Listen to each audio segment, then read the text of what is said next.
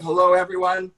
My name is Ephraim Katzir, and on behalf of Sephardic Heritage International in DC, or SHIN DC, welcome to our Kabbalat Shabbat Friday night Tefillah webinar series with instructor Hazzan Daniel Halfon, who is joining us live for class number 4 out of 4.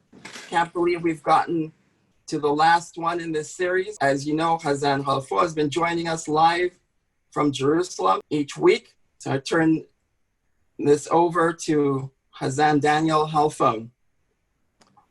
Good evening, everybody from Jerusalem. Once again, welcome to the final session in the series of lectures on Friday night Tefillah, as conducted by the Spanish and Portuguese community.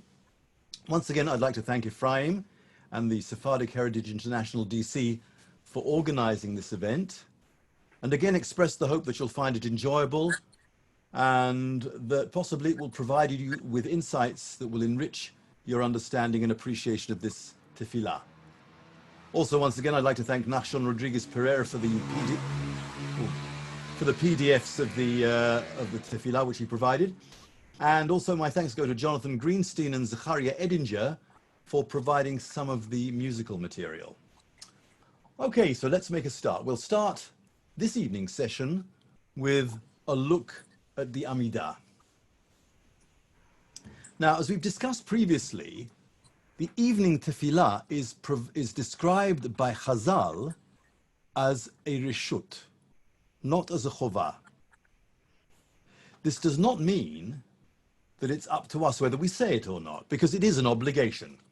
Rather, it reflects the fact that there was no sacrifice which corresponded to it, as there is in the case of Mincha and Shachrit, where you have the Tamid Shel Shachar and the Tamid Shel Ben Ha'arbaim. Now, in contrast to the Amidot, which we say during the week, which consists today of 19 Berachot, the Shabbat Amidot are much shorter, comprising only 7 Berachot. The 13 Bakashot, which form the central core of the Amidah, are absent, and they're replaced by one single Beracha. So just as a question to any of you, do anybody know why that's the case? Anybody got any ideas as to what perhaps might be the reasoning for that? Not all at once, please. And Richard Andorsky. Hi, Richard. Hi, Hazzan Halfon. My understanding is because we don't petition Hashem God on Shabbat. That is entirely true, and that will actually come out in the explanation of the construction of its architecture as we proceed. There's another reason actually that is given in the sources, which is Torah Hatzibur. People were anxious to get home on a Friday night to spend time with their families, and so an overly long tefillah in the synagogue would have perhaps interfered with that. So really, but basically, those are the two answers. But I think your answer, Richard, is the more important one. Well, wait a second. Question. Yes, ma'am. If one of the reasons for cutting down the number of berachot in the Arvit of Shabbat is to minimize tircha d'tzibura, then why then would Bameh Madlikin and all the other things that were added to elongate? Good question. Yeah, well, life is full of these uncertainties and contradictions. You're right. Those certainly do, but they were instituted for. We're going to talk about that actually in a little minute as well. But I think the idea of 19 berachot, and I think they probably said them in some degree of kavanah, perhaps more slowly than we do today. And remember, they didn't have any printed texts to read them from. So I think all of that added together comprised is what constituted the tircha. But you're right. It's not like we're going to do this as quickly as possible. I don't think that was the driving principle here. But given that we are doing these extra things, actually, I suppose this might be a way of looking at it. Given that we're doing these extra things anyway, let's cut down on the Amidah so that we don't have a really unmanageable length of tefillah to deal with. But you raised a very good point. Okay, now, let's have a look at the nusach of this 7 bracha Amidah.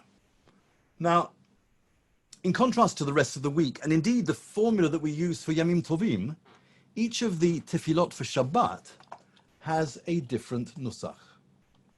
In Arvit we have Atakidashta, and in Shachrit we have Yismach Moshe, and Mincha Ata Echad V'Shimcha Echad. So each of them is different. Of course, Musaf is a davar b'fnei atzmo, which has either Tikanta Shabbat, or the older girsa, which the Spanish and Portuguese use, of Limoshe Tzivita. So 4 different girsaot for the central part of the Amidah, which makes it different from Amidot said almost on any other day of the year.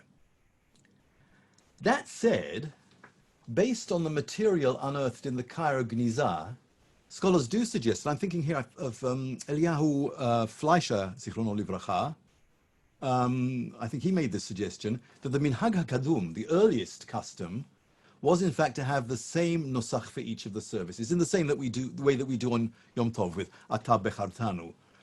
And there is some conjecture that the original formula may well be the one that you can see on your screen now, which is the one that is in use by the Roman community. This might have been the original formula. And you can see it on the left-hand side of the page. Ume'ahavatecha, ume'ahavatachs, Hashem Elokeinu she'ahavta et Yisrael amecha, umechemlatecha malkeinu shechamalta al b'nei beritecha. Natata lanu Hashem Elokeinu et yom ha-shevi hagadol ve'akadosh hazeh, ligdula ve'ligvura, ligdusha, limnucha ve'la'avoda, ulhora'a ve'latet lanu beracha ve'shalom me'itach. So that could well have been the very earliest form, and we do indeed have a reference to just that formula in the Tosefta to Masechet Brachot, where the Amar is Amari Belazar ben Sadok, Abba haya mitpalel tefila ketzara Shabbatot ume'avatecha v'chule v'chule. So this looks like a very old version of that central part of the Amidah. It's said by hardly anybody today, even as you can see in the Roman Siddur, which I've shared with you. It's actually an option. You can see that, I think it says, what is it? Chi una recitare questa formular. So it means not even within the Roman community does everybody say it. They say as we do, many of them atakidashta. Okay. Now, if you look at these different formulae that we have for the different services, you can see that some of them, not so much the Arvit, but the Shachrit and Mincha ones, are very poetic in their composition. Yismach Moshe b'matenat chelko ki eved ne'eman karata lo, and atachad v'shimcha echad u'mikamecha Yisrael go echad ba'aretz. Very poetic. Whereas the earlier form, I think, is more nitty-gritty. You know, it gets down to what the facts of the matter are, in the same way that Ata Bechartanu does, and which again may well attest to its antiquity. All righty, let's continue with Atakidash and look briefly at its architecture. Now it starts with this prologue, and actually we'll look at the text that's been supplied to us. Excuse me just one second, yeah.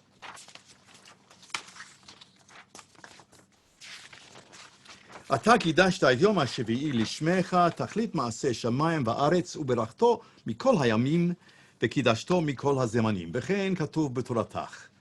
So you've hallowed the seventh day in your name. תכלית מעשה שמיים וארץ, it's basically that the whole purpose of the creation of heaven and earth. And you blessed it above all days, and you hallowed it from all times, and so it is written in the Torah. And then we go to the quote. The quote to which it refers is actually the very first time that the Torah, that Shabbat is discussed in the Torah. Vaychulu hashamayim be'aretz v'chol tzeba'am vaychal Elohim bayom hashvi'i melato asher asa. וישפוט ביום השביעי מכל מלאכתו אשר עשה. ויברך אלוהים את יום השביעי ויקדש אותו, כי בו שבה מכל מלאכתו אשר ברא אלוהים לעשות. Okay, so what's the importance of this? And this will tie in with a point that was raised earlier by Richard, concerning the appropriateness or otherwise of bakashot on Shabbat. Now, the import of the word vaychulu is that Shabbat comes to complete the work of creation. Complete in the sense that it marks the achievement of the purpose for which the universe was created. In the words of Shlomo Halevi al Kabetz, Sof ma'aseh b'machashava tehila.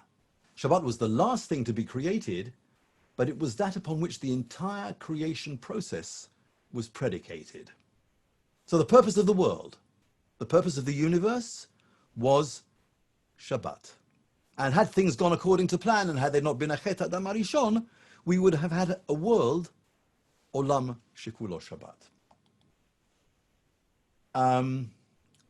Additionally, we have a very interesting Gemara in Masechet Shabbat, Kuf Yud Tet Amud Bet, which discusses this Vaychulu. And here we have a statement by Rav Hamnuna, who says, Kol hamitpalel be'erev Shabbat ve'omer Vaychulu ma'ale alav hakatuv ke'ilu na'asa shutaf lehakadosh baruch hu b'ma'aseh bereshit. The very saying of these Pesukim on Erev Shabbat raises us to the status of partners with the Almighty in the creation of the world, which is a fantastic thing. Shows you the power that Chazal endowed these statements with, and it's quite a remarkable ma'amar. Now, from Vaychulu, we move on to the formula Yismechu b'malchutecha shomer Shabbat, which refers to the joyous aspect of Shabbat. Now, the source for describing Shabbat as a simcha comes from a pasuk that we will be reading 3 weeks from now, Be'ezrat Hashem. In the context of Rosh Hashanah. And that pasuk is Uvyom simchatchem uvmoadechem uvrashei chodshechem utkatem bachatzot serot vechule vechule. And the Mefarashim tell us Uvyom simchatchem. What is the meaning of Uvyom simchatchem, on the day of your simcha? It refers there to Shabbat. Shabbat is characterized in that pasuk as a day of simcha. So that is how the concept of Yismechu b'malchutecha came about, derived from that particular concept, which is embedded in that pasuk of Yom Simchatchem. The formula of Atakidasha finishes with Zecher Lemaaseh Bereshit. It completes the circle in remembrance of the works of creation, returning to the theme that the original purpose of Shabbat was the creation of the universe. Okay, we move on from there to the Birchat Hayom. And that's how the central section of the Amidah concludes. And I'd like to focus just for a few moments on the Chatimah of the Baracha. Now, over the course of Shabbat, we will use 3 different Chatimot, all rendered the same way in English. They shall rest on you, or they shall rest in you, ve'anuchu bo, ve'anuchu ba, ve'anuchu bam. But I'm going to offer an alternative understanding of what ve'anuchu bo or bam or ba might mean. The preposition bet, b, in Hebrew, doesn't necessarily mean in or on. It can mean by means of. And we see this very strikingly in another example, which we're going to have before us in just over 4 weeks. Ki bayom hazeh yichaper alechem, letaher etchem lifnei Hashem Elokechem, lifnei Hashem titaru. Now, the usual way of translating that is, and on this day you will purify yourselves. Ki bayom hazeh yichaper alechem. But I would like to suggest that the true meaning of that is by means of that day, by means of Yom Kippur. If you use Yom Kippur correctly, Yechaper alechem lifnei Hashem titaru, you will become purified.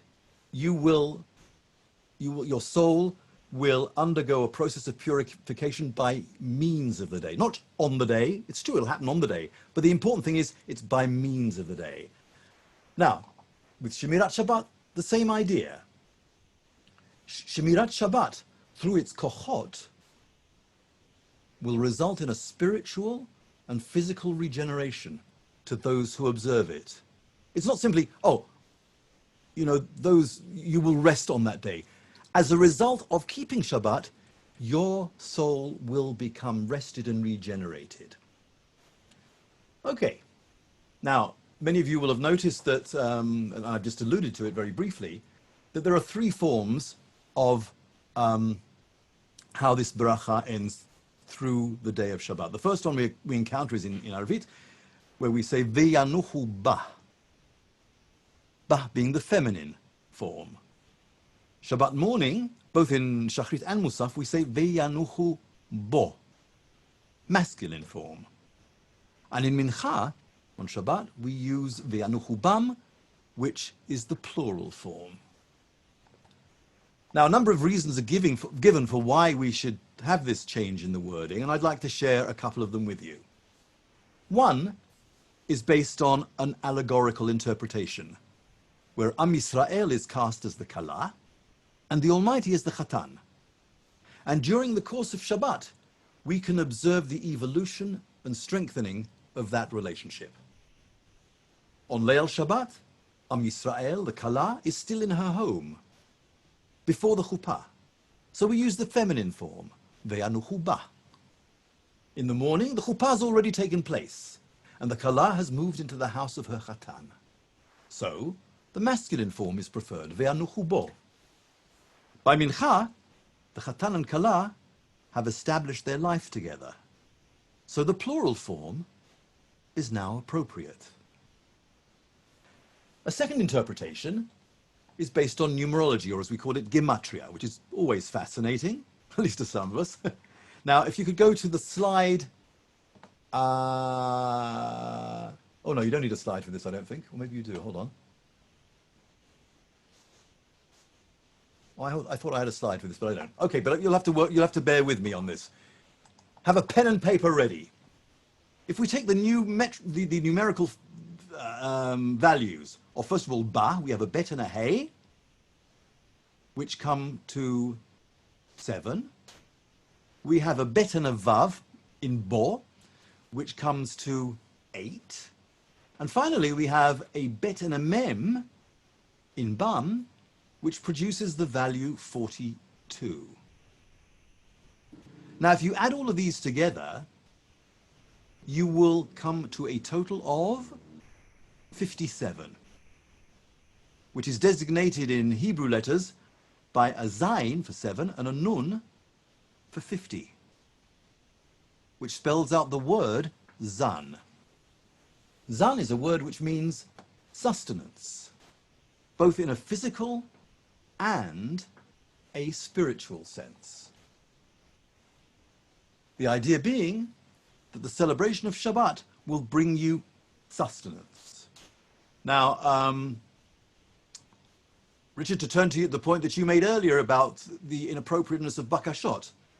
If on Shabbat we are in a situation where we are expressing the fact that we have both physical and spiritual sustenance, the idea of asking for additional things becomes inappropriate. It simply doesn't fit the spirit of the day. Anyway, keep this word zan in mind, because we'll be returning to it later. But now, it also resonates with the Zemer Tzur Mishalo, Sabanu V'Hotarnu. I mean, it's right. A loose association, but we have Savanu V'Hotarnu. I mean, it's an idea that would carry over from. That's right. That's right. That we're satisfied, and that we're so satisfied we didn't even finish everything. That is absolutely right. Now, as you may have imagined, the sources of both of the explanations I've just given are Divrei Kabbalah. So it's quite surprising that these three forms of wording were actually adopted and embraced by the Spanish and Portuguese tradition, which is, as you know, is a rationalist tradition and sort of gets very nervous at any idea of Kabbalistic ideas being introduced into its right. But nevertheless, there it is. And it's particularly odd because some of the important earlier authorities actually did stick with one usage. And I'm thinking here of the Rambam, who said that in all three tefillot, you would use the formula Veyanuhu Bam. And the Abu Dharam says, yes, you use the same formula in all three services, but in his case, it was Veyanuhu Bo. So it's an interesting question to which I do not know the answer as to how this trichord of different formulae actually successfully made it across the threshold of the Spanish and Portuguese world. But there you are. It is there. And that's a matter for further investigation. Just as an aside, I might say that the Roman Rite doesn't use any of those. It uses the same formula that we use on Yamim Tovim, which is Ve'yismechu becha, and they shall rejoice in you. So again, an interesting difference. Could be that the Ve'yismechu becha formula is older, as much of the Roman Rite is of great antiquity, often outranking in age both the Sephardi and the Ashkenazi rites. Okay, now at this point I was thinking of playing a recording of the Amidah, which would be sort of 5 minutes of silence, but I thought we might run short of time and we've got better things to do with the time that we have at our disposal. So I'm going to skip my recording of the silent Amidah and move on to the next element in the service, which is Vaychulu. Now this is a very, very interesting feature of the Friday night tefillah. Immediately after the Amidah B'Lachash, the silent Amidah, without any Kaddish or any form of interruption, we revisit these Vaychulu Pesukim. And we do it for a very special reason, and we do it in a special way. These Pesukim are said out loud by the Hazzan, and ideally together with the entire congregation. Unfortunately, in the Spanish and Portuguese world, the congregation on the whole remains silent, and that's a practice I think that its leaders should have perhaps another look at, and I'll explain why in just a second. So why do we return to Vaychulu at this point? What are we doing by, what is the force of this repetition at this point? Well, in saying Vaychulu now, we are actually giving edut. We are testifying to the existence and the beneficence of the Almighty. We are affirming God's creation of the world. We are declaring that our observance of Shabbat is in itself a testimony to a loving God who will take care of our needs. In other words, we're saying we can set aside a day without needing to work in the full knowledge that we will be fully provided for. In other words, it's a declaration of faith. And again, Richard, back to your point, Bakashot, totally out of line with this frame of mind. Well, question: why wouldn't the Vaychulu that we said in the Belachash suffice? We already said it. Why can't we say, well, you know, that's what we intended when we said it then as well? Well, the answer is because it's a testimony. It's edut. It needs to be said out loud, and it needs to be said by more than one person at a time. Because, as you know, the giving of testimony in Jewish law requires shnai medim, at least two people. And a practical consequence of this is that a latecomer who needs to catch up with his tefillot and is unable to recite Vaychulu with the congregation needs to find at least one other person to say it with in order for his declaration to be valid. There is a more prosaic reason for why these Pesukim are repeated right after they've been said in the Amidah, and this possibly could get the S&P off the hook for the congregation not saying it, and that's the following. If Yom Tov falls on a Shabbat, then Vaychulu would not be said in the body of the Amidah. So it was therefore added to be said afterwards. And so as not to differentiate between different Shabbatot, some that fall on Yom Tov, the few that do fall on Yom Tov and those that don't, the practice was to read it every Shabbat, whether or not the Shabbat in question coincided with Yom Tov.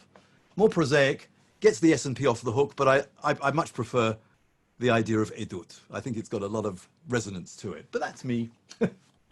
Oh, a brief digression here. While we're on the subject of Vaychulu, many of you will, of course, know that Vaychulu forms the mainstay of the Friday evening Kiddush.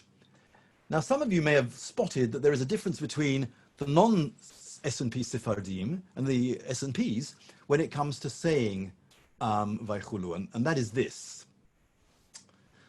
On Shabbatot, for the non-S&P Sephardim, which is basically everybody else, they leave out the words Kivanu bacharta ve'otanu kidashta mikol ha'amim. You've noticed that? Now, in the earliest versions that we have of the text of this Kiddush, those words actually are included. Once again, the Kabbalah came to interfere, for reasons that are interesting, to exclude those particular words. And the reason that they're excluded is the following. The principle at work here is that the number of words in the Beracha should equal the number of words in the Psukim Vaychulu, in the Vaychulu formula. So without Kivanu Bacharta, the number of words in the Beracha is just 35, which is the same number as in the Vaychulu formula. Now, on Yomim Tovim, when we're not saying Vaychulu, there's no need to place that restriction. So the number of the words in the Beracha, so the Beracha can include Kivanu Bacharta, because it doesn't have to comply with the restriction of the 35 words. Okay, so now I think we can hear the first musical offering of the evening, which is Vaychulu, and it's based on the Psalmodic mode, which is used very, very often in the Spanish and Portuguese tradition. Several times you'll hear it during the course of this evening. So if you could please play the track number 1, Vaychulu.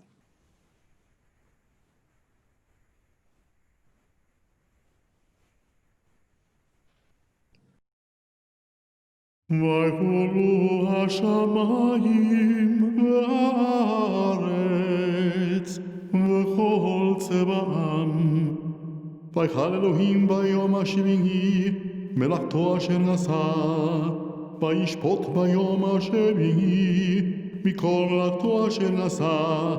ויברך אלוהים את יום השביעי ויקדש אותו.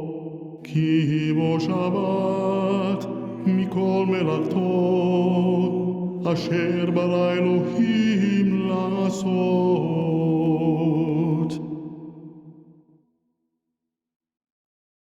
I'm going to move on now to the very next thing in the tefillah, which is the Magen Avot or Me'en Sheva formula. And what I'd like to show you is, first of all, how its construction is, the form of its construction. Could you go to the slide which says Magen Avot structure? First of all, let me just say that the Magen Avot formula is a very old one. We find a reference to it in Masechet Shabbat. For those of you interested, Kaf Daled Amud Bet. And the reason that it was introduced was as a device to allow latecomers to catch up, so that the congregation would be able to leave the synagogue as a group and stragglers wouldn't be prey to attacks from unfriendly elements on the way home. You know, the point that you made earlier, Risa. Now, looking at that table that you have in front of you, on the right-hand side, you have the elements of Magen Avot, and on the left-hand side, you have the components of the Amidah, which correspond to them. So the first one on the right is Magen Avot Bidvaro, which corresponds to the Avot Berachot, which ends with Magen Avraham. Mechaye Metim B'Ma'amaro corresponds with the Geburot, which is the Beracha Mechaye Metim. Ha'el HaKadosh She'en Kamochu is Kedushat Hashem, Ha'el HaKadosh. Ha'meniach Le'amo B'Yom Shabbat Kodsho is Kedushat Hayom, the Bracha which ends with Mekadesh HaShabbat. ונודה לשמו בכל יום תמיד is the עבודה, which is רצה, ורוב ההודעות is the הודעה הטוב שמך ארוך נאה להודות, לאדון השלום is the final ברכה, המברך את עמו ישראל בשלום. So now, I think if we can play the second track, track 2, Magen Avot, and this is a sort of composite of the London and New York variants of the chant. You have the Magen Avot formula, followed by, actually, the Kiddushat Hayom, the full bracha, Eloheinu v'lo Eloheinu retzena b'mnuchatenu, with the Chotemet. So we'll listen to that. ברוך אתה אדוני, ברוך שמו, אלוהינו ואלוהי אבותינו, אלוהי אברהם, אלוהי יצחק ואלוהי יעקב, האל הגדול הגיבור והנורא, האל עליון, קונה ברחמיו שמיים וארץ. מגן אבות בדברו, מחיי מתים במאמרו. האל הקדוש שאין כמוהו, המניח לעמו ביום שבת קודשו, כי עם רצה להניח להם, לפניו נעבוד ביראה ופחד. ונודה לשמו בכל יום תמיד, מגן הברכות ברוב ההודעות, לאדון השלום, מקדש השבת ומברך השביעי, ומניח בקדושה לעם מדושני עונג, זכר למעשה בראשית. אלוהינו ואלוהי אבותינו, רצנה במנוחתנו, קדשנו במצוותיך, שים חלקנו בתורתך, שבענו מטובך, שמח נפשנו משורתך, וטהר ליבנו לעובדך באמת. והנחילנו אמונה אלוהינו, באהבה וברצון שבת קודשך, וינוחו בה כל ישראל, מקדש שמך, ברוך אתה אדוני, ברוך שמו, מקדש השבת. אמן.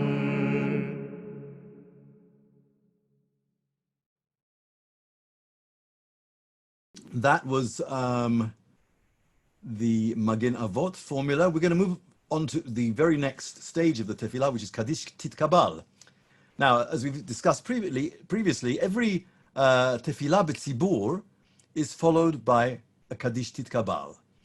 In its structure, it's basically a Kaddish Yehei Shalom Rabbah with an insert calling on the Almighty to accept the prayers that we and the whole house of Israel have offered.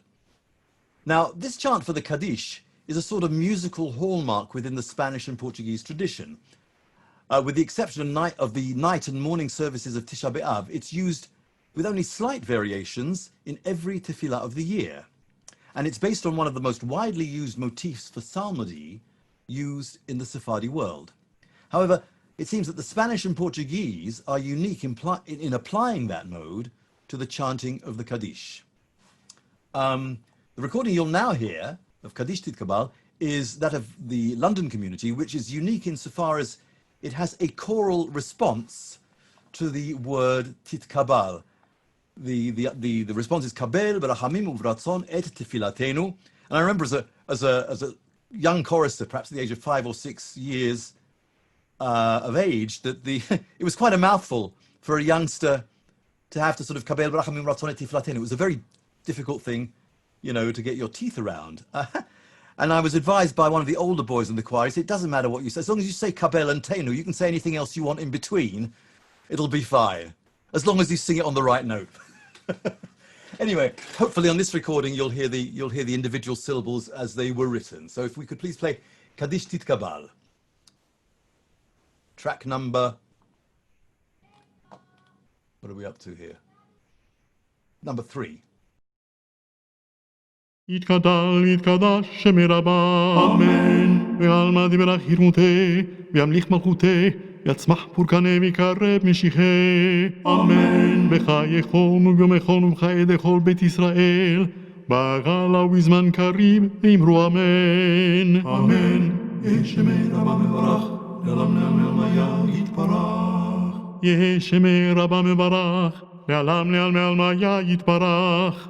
וישתבח ויתפאר ויתרומם ויתנשא, ויתהדר ויתעלה ויתהלל, שמי דקודשה בריחו. אמן.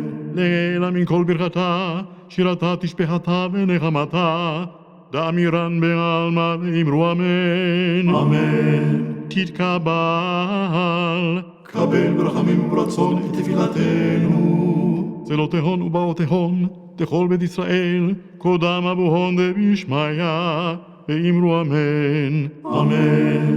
יהי שלמה רבה מן שמיה, חיים, חיים וסבא משוע ונחמה, ושזבה ורפואה גאולה וסליחה וכפרה, ונאבק והצלה, לנו ולכל עמו ישראל, ואמרו אמן. אמן. עושה שלום במרומיו, וברחמיו יעשה שלום עלינו, ועל כל עמו ישראל, ואמרו אמן.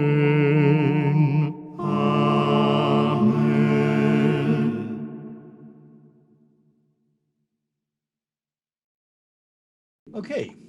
Right after Kaddish Kabal, we move on to the closing portion of the tefillah. Now, the structure of the Sephardi tefillat arvit, in my opinion, is a thing of beauty. It is wonderfully symmetrical. And with the sole exception perhaps of Yom Kippur, every arvit service begins with a perek tehillim and ends with a perek tehillim. During the week, arvit begins with perek kuf lamed dalet, shir ha'ma'alot, hine barechu Hashem, and so on and so forth, and ends with kuf kaf aleph esa enai heharim. On Pesach, Yomeru Ge'ule Hashem is what it opens with, and it ends with Betzet Israel. On Sukkot, Ke'ayal ta'arog al afike mayim, and it ends with Samachti b'yom rimli, and so on. So there are prakim from Tehillim which are deemed appropriate for the particular day, one for the beginning of the tefillah and one for the end. That said, I should point out, in all fairness, that this closing psalm may be a later liturgical development, as there's no reference to one being said in Habud Aram. But that to one side. So on Shabbat, Arvit, as we've discussed, opens with Mizmor Shir Le'Yom HaShabbat. That's Arvit proper. And it closes with Hashem Ro'i Lo Echsar. Now, why this particular perek? Well, I'll offer you two reasons. First of all, in line with the theme that what's been a recurring theme during the course of this evening, we say Hashem Ro'i Lo Echsar. The Almighty is my shepherd, and I'll not want. I'll not be short of anything. Again, reinforcing the idea of why it is that bakashot would not be appropriate to the tefillah. A second reason, now remember I asked you before to keep the number 57 in mind. Well, this perek contains 57 words. And you will remember that the 57 is the gematria of the word zan, meaning sustenance. Coincidentally, it's also the number of the original Heinz varieties, which is probably a coincidence. But approached from a different angle, we have again the idea that our material well-being is not something that we need to worry about on Shabbat. Now, I have a couple of recordings of Hashem Ro'i that I'd like to play for you. One is the version that's sung in London and also during the summer period in New York when the choir is not in attendance. And it's based upon the traditional Spanish and Portuguese psalmodic mode. So if we could play, please, track number 4, Hashem Ro'i, London. מזמור לדוד, אדוני רואי לא יחסר, בנאות דשא ירביצני, על מי מנוחות ינחלני, נפשי שובב, ינחני במעגל לצדק, למען שמו. גם כי אלך בגצל מוות, לא אירא רע, כי אתה עמדי, שבטך ומשכנתך, המה ינחמוני. תערוך לפני שולחן נגד צורריי, תשענת בשמן ראשי, כוסי רוויה. אהב טוב וחסד, ירדפוני כל ימי חיי, משרתים בבית אדוני לאורך ימים.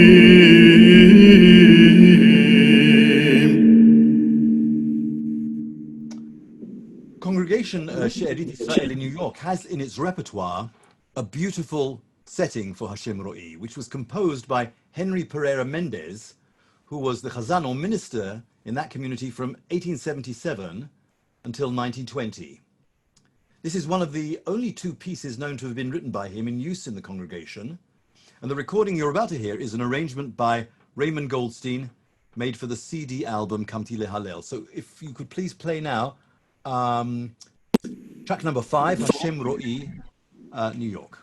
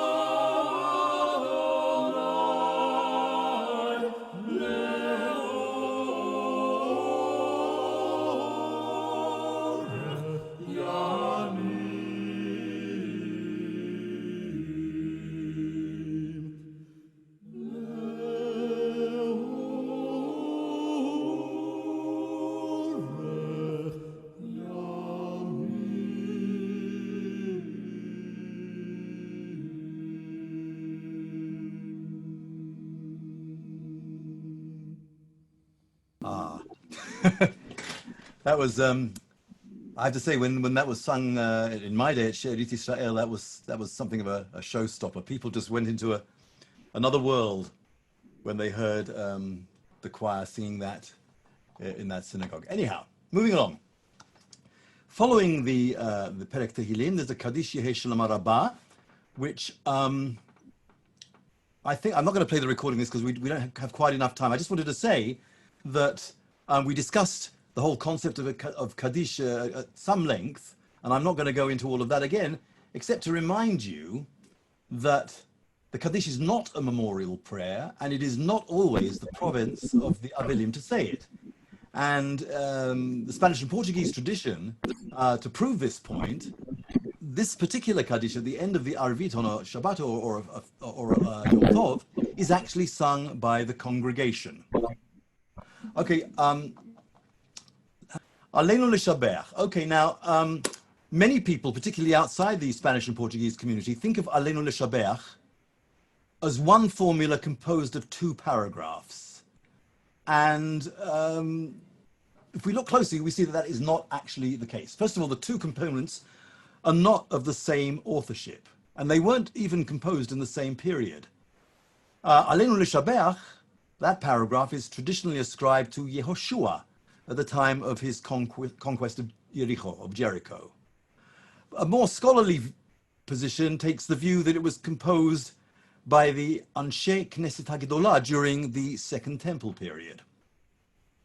The second paragraph, which begins Ve'al Ken Nekavelach, was written after the destruction of the Second Temple, so after 70 CE, and many have suggested that its author was perhaps the Amorah Rav, which would place it date-wise about 150 or so years after that. Rav died in the year 247, so sometime, I would guess, between 200 and 247, the portion Ve'al Ken Nekavelach was composed. Now, what's interesting about those two components of Aleinu on the one hand and Ve'al Ken, is that there are linguistic and stylistic differences between them. For example, Aleinu L'Shabeach is written in the third person, and Ve'al Ken is written in the second person.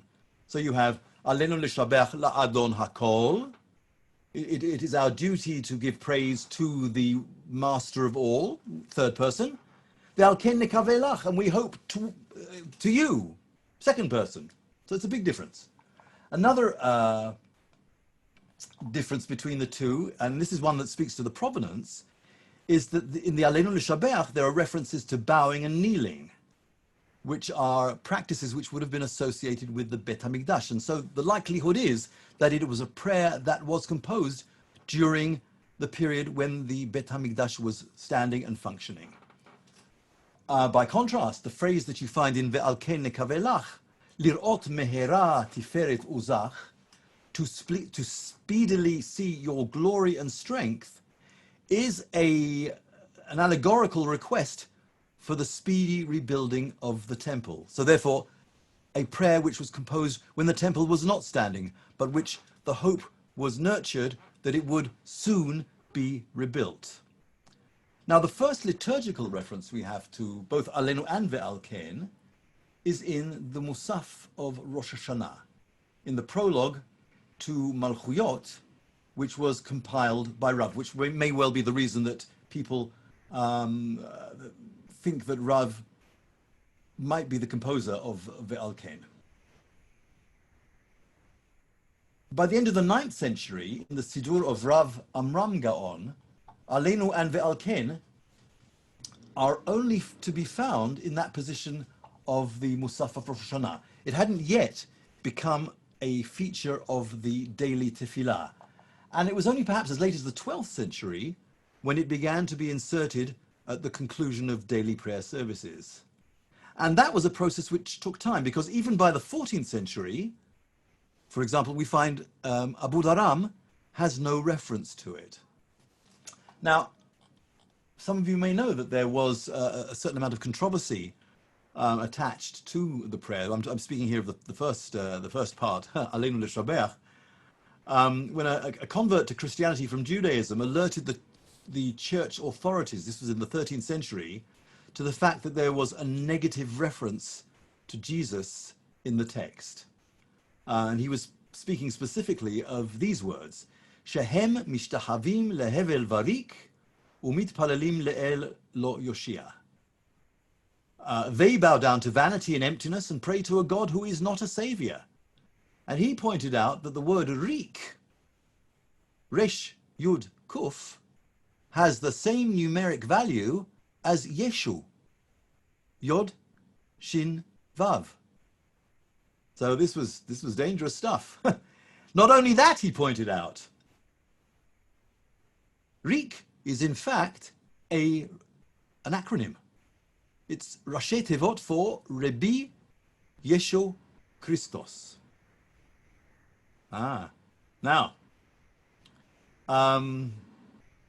this was enough for certain communities to self-censor, and they actually took that particular phrase or those particular phrases out of the formula. And to this day, the Yekish communities, those in Germany, do not say Shehem mishtachavim lehevel varik. They go right on to va'anachnu, and they have no reference whatsoever to those particular words.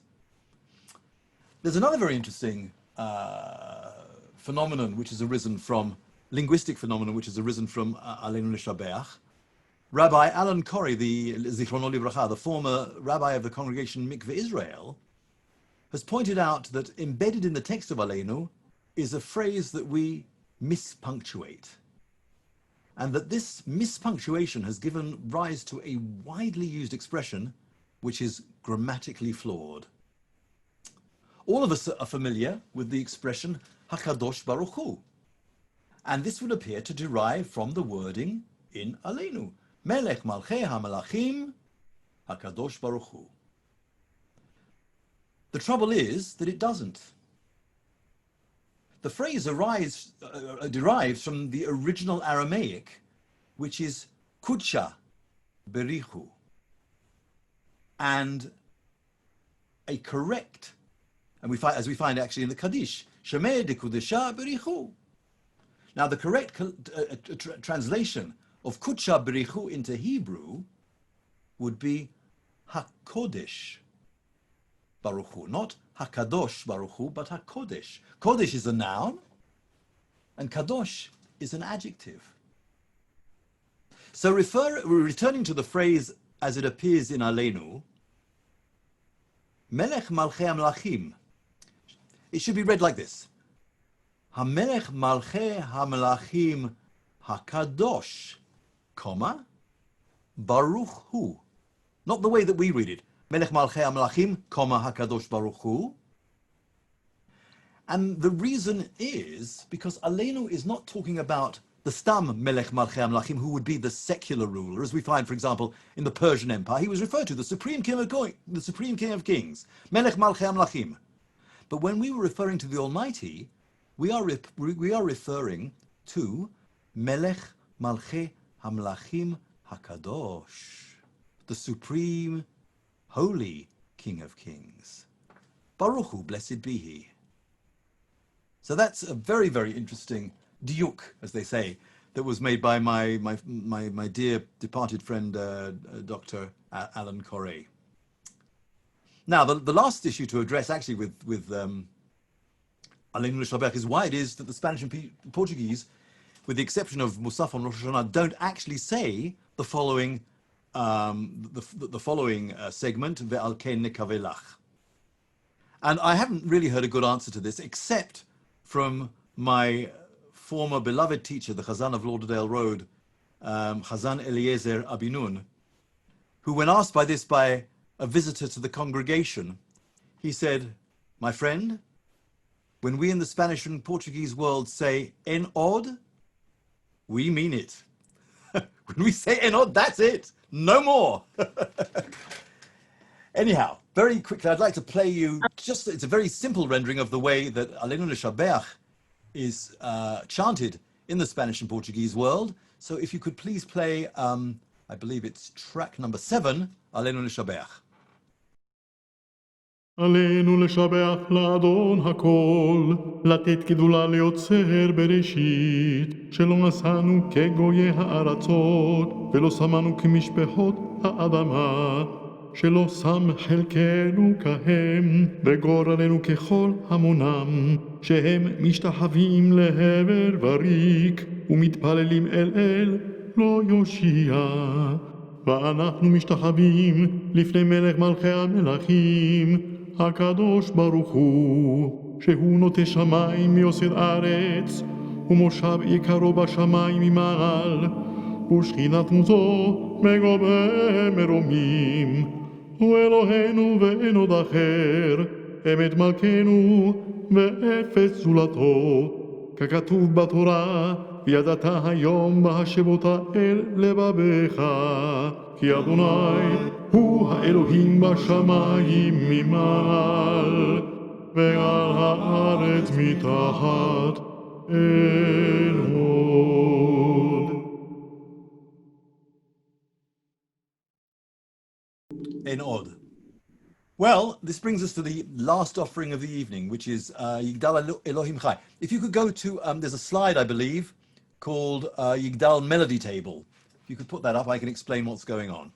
Okay, so what I would like to play for you is a medley of various Yigdal melodies which are sung throughout the Spanish and Portuguese diaspora.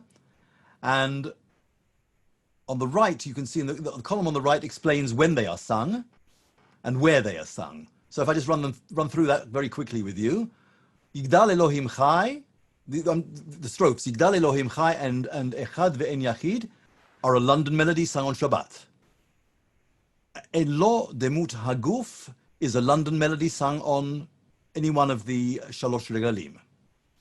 Kadmon Lechol Davar is the Amsterdam version of that same London melody, also sung on a festive occasion. Hino Adon Olam and Shefa Nevuato is a New York melody for Pesach. Lokam Yisrael and Torat Emet Natan is the New York melody for Shavuot. Lo Yachalif Ha'el and Sofeh Ve'odea is the New York melody for Sukkot.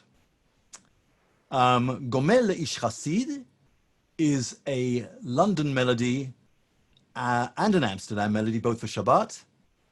And Metim Yechayel Ele Shalosh Esrei is a festive melody used in London and a Shabbat melody used in New York, which is to say that it's the same melody for both places, it's just the occasion on which it is sung differs.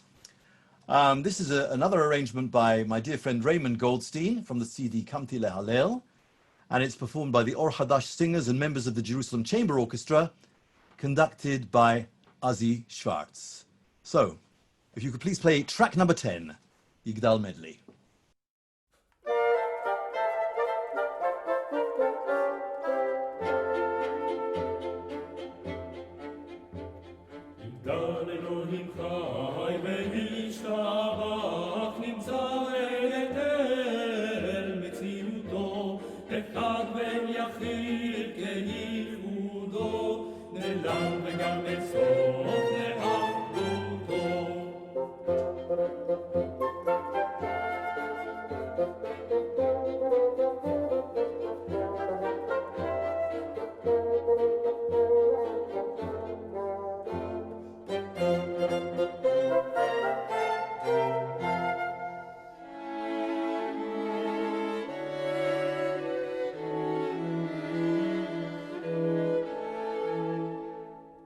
Lord,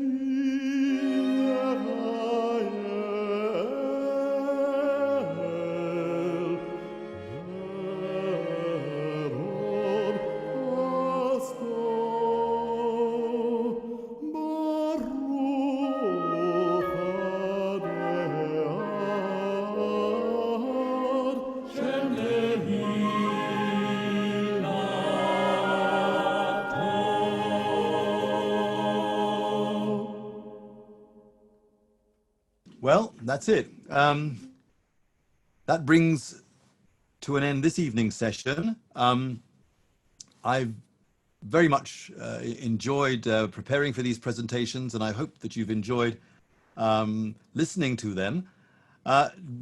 Before we part company, do any of you have any questions, any comments you'd like to make? I'd be very happy to hear them. Daniel, are these recorded as well as going out live? Hi, Judy? Judy, yes. Hi, sorry, what was your question? Are these recorded as well as going out live? Well, this session, yes, it is recorded.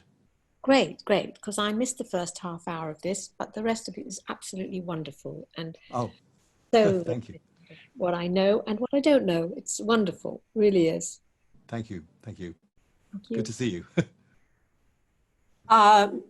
The Tehillim Chaf Gimel, it's said at the end of Arvit. Is it also said in the Spanish and Portuguese tradition as part of Kiddush? Good question. You know, I don't know how to answer that. I mean, I can tell you what I do at home. I say it between, between Netilat Yadayim and Hamotzi, so as, you know, because inevitably these things take a long time when you've got the kids to worry about and they're all coming back from the Netilat. So in order not to break the thread between Netilat Yadayim and Hamotzi, I say that Perek Tehillim again because of the Zan, because it's to do with food, and you're not breaking the conceptual connection. I do. Now, as to what, I've actually not seen it printed in the Spanish and Portuguese Sidurim, so it may well be that they don't. But you know, once you close your front door, you can do what you like. True enough. Anybody else? Anybody else? Yeah.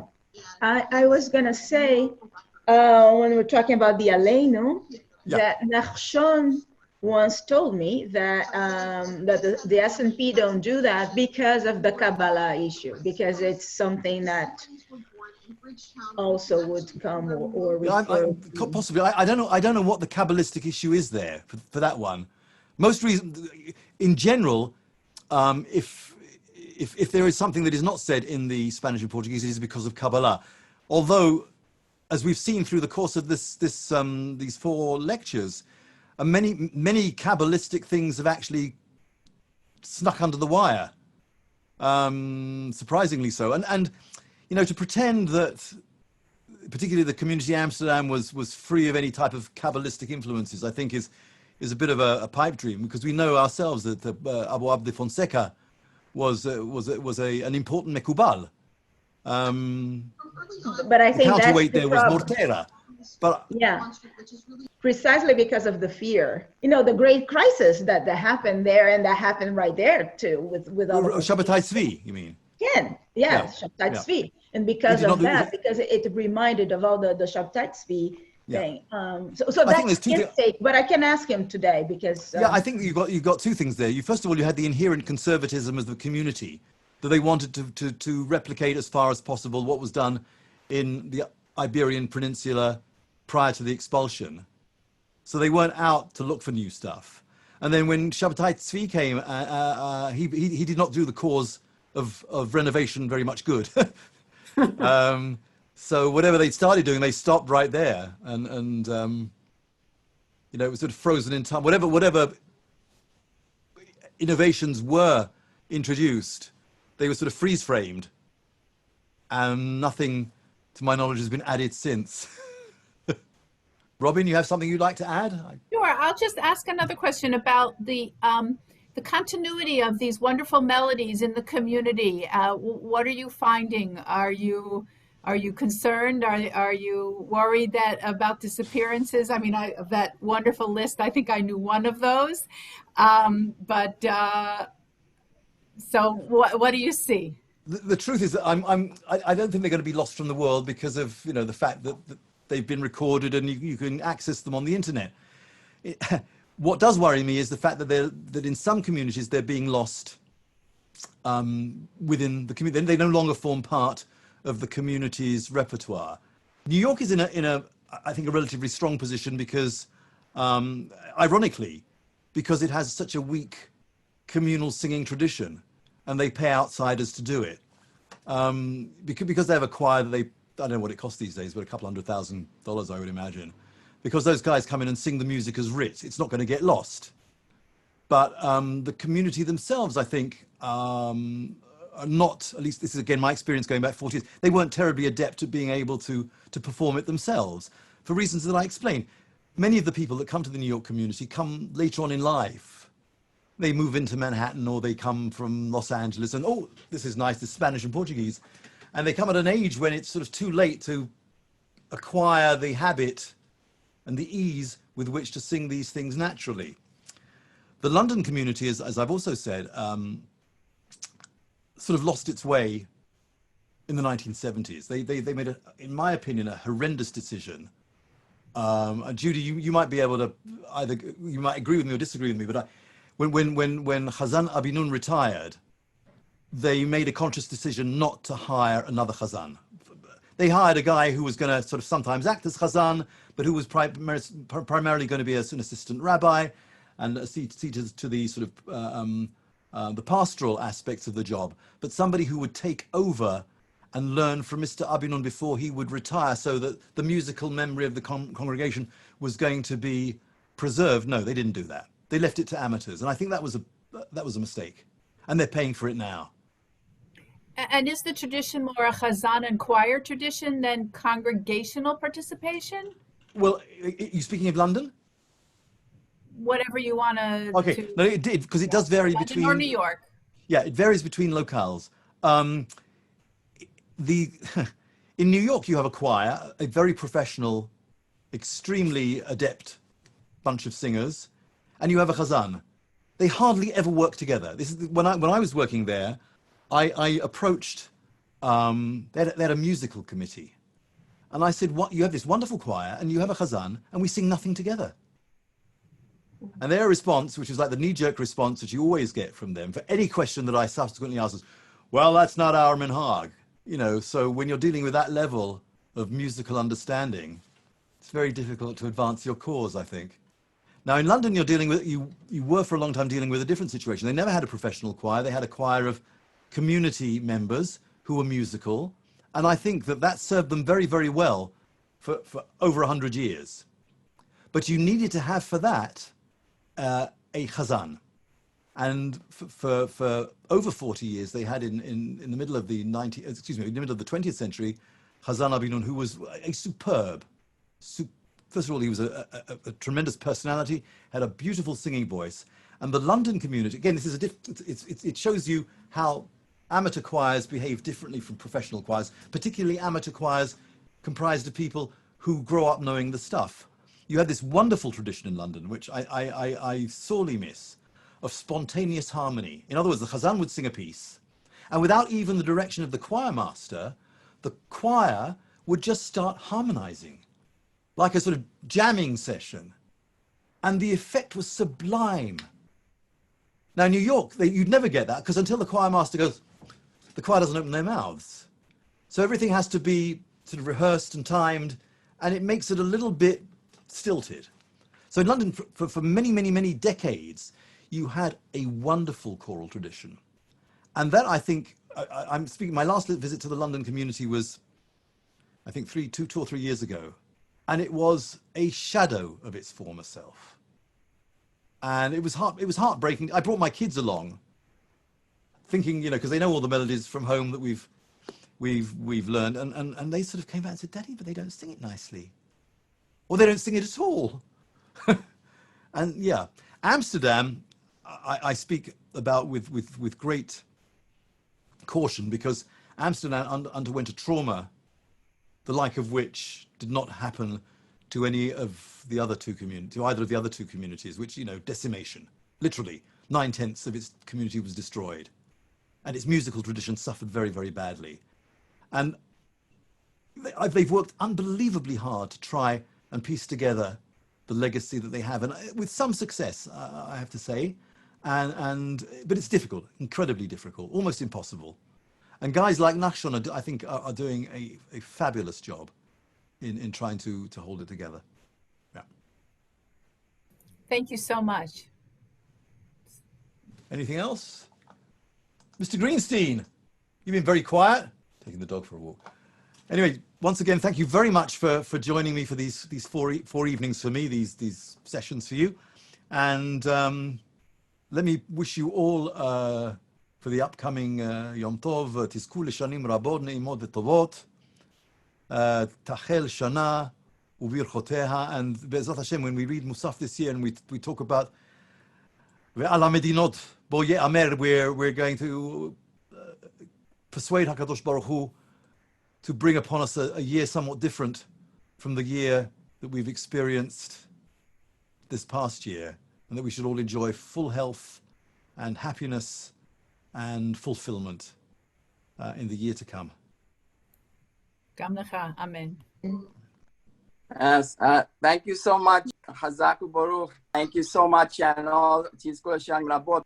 I think I've come a long way from when I first walked into Sharit Israel many years ago. And when we got to Kabbalat Shabbat, everyone just sat there and listened as this beautiful heavenly voice came down, which was the choir, and I panicked. And then I enjoyed, and I'm still enjoying. And thank you so much for adding to that enjoyment with this series. And we look forward to more, God willing. I'd like to say thanks to all of you who have joined us for the final class, number 4 out of 4 in this Kabbalat Shabbat Friday night Tefillah series. We express our deep gratitude to Hazzan Daniel for enriching us with this series as part of the launch of Shin DC's Music of the Western Sephardi tradition or MOWST program. And we again thank all of you for your continued support of this essential program aimed at preserving this rich heritage and keeping it vibrant in our communities and in our cultural expression. The United Congregation of Israelites Synagogue Shari Shalom in Jamaica has a rich Western Sephardi history, and we thank them for their support. And again, I'd like to thank Nachshon Rodriguez Pereira for his help with the Tefillah materials that we've shared with you. And if you have any questions for Hazzan Daniel, you have the email, Daniel Halfon at shindc.org. You can continue to email questions after the final class. And so again, just thanks to all of you. And please send us feedback to info@shindc.org, as well as comments about classes you would like to see next in the MOWST program or any other program that we have. And just to conclude, let's let you know a couple of things that are coming up, as some of you are be joining us, God willing, at 3 p.m. Eastern Daylight Time today for the Learn to Chant Torah series with Isaac Toyhertz, according to the Western Sephardi Melody of London. And that's every Sunday, and it continues through September 13th. And on Thursday, October 22nd, 11 a.m. Eastern Daylight Time, Sephardic Heritage International in DC with the Embassy of Portugal to the USA invite you to a program, Portuguese Jewish communities around the world, the past and the present. You should have the information for that in your email. And there are other things coming up. So please go to the website, check the emails that you're receiving.